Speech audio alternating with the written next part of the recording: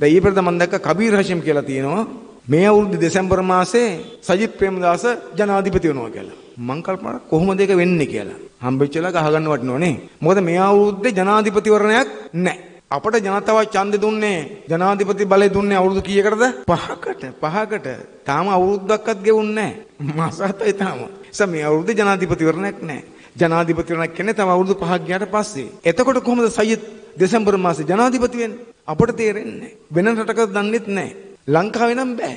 ලංකාවේ තව අවුරුදු 5ක් යනකම් ජනාධිපති අනුර සනායක සහෝදරයා තව අවුරුදු 5ක් යනකම් තියෙන මාලිමාවේ ආණ්ඩුව. ඒ පහින් පස්සෙත් අපට සහතිකයක් තියෙනවා. මාලිමාවේ ආණ්ඩුවේ පාලනය වෙනස් වෙන්නේ ඊළඟ පාලනයත් ආපහු අපේ රටේ ජනතාව මාලිමාවටම මේක දෙනවා කියලා අපට විශ්වාසයක් තියෙනවා. ඒ නිසා සජිත් ප්‍රේමදාසලා රනිල් වික්‍රමසිංහලා නිකන් හිතන් ඉන්නවා නම් අර ජනාධිපති වෙන්න ආපහු ඒවා සිද්ධ වෙන්නේ දේවල්. අපට ඕක තේරෙනවා. ඔය හිතන් ඉන්න අර එකම දේ ආයි වෙයි කියලානේ. ගෝඨාභය රාජපක්ෂ පැනලා ගිහිල්ලා රනිල් ජනාධිපතිතුමාණන් යන්තම් පාර්ලිමේන්තුවල. ඒගොල්ලෝ හිතනවා හැම අවුරුද්දෙම මේක වෙනවා කියලා. හරි මෝඩයිනේ. දේශපාලන කරලම නැහැ පිස්සු වගේ නේද? හැම අවුරුද්දෙම එහෙම වෙනවද?